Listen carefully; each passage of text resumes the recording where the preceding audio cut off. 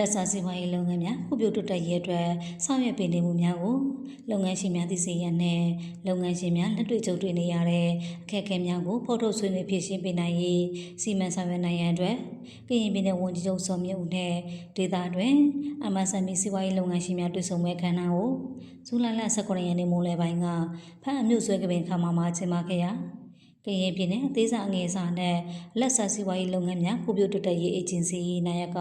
ပြည်နယ်ဝန်ကြီးချုပ်စောမြင့်ဦးက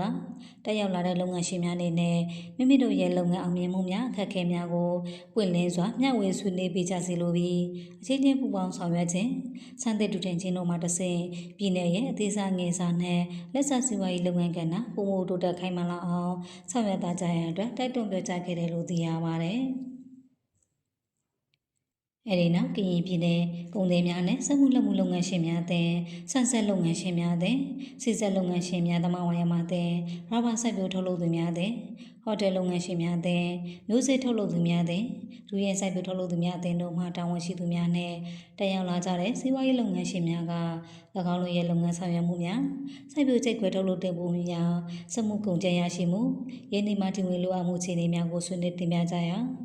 ကရင်ပြည်နယ်ဒေသငယ်စာနဲ့လက်ဆက်စီးပွားရေးလုပ်ငန်းများဖွံ့ဖြိုးတိုးတက်ရေးအေဂျင်စီဖွဲ့ဝင်များနဲ့ဆက်ဆက်ဌာနများမှတာဝန်ရှိသူများက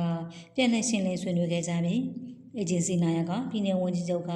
လိုအပ်သည့်များပေါင်းစပ်ညှိနှိုင်းဖြစ်စီဆောင်ရွက်ပြီးကနှိကုတ်ချုပ်မှကြားပြောကြားခဲ့တယ်လို့သိရပါတယ်ဒီသတင်းကိုဖန်ခရိုင်ပြန်ကြားရေးနဲ့ပြည်သူ့ဆက်ဆံရေးဦးစီးဌာနမှရိုက်ကူးပေးပို့ထားတာဖြစ်ပါတယ်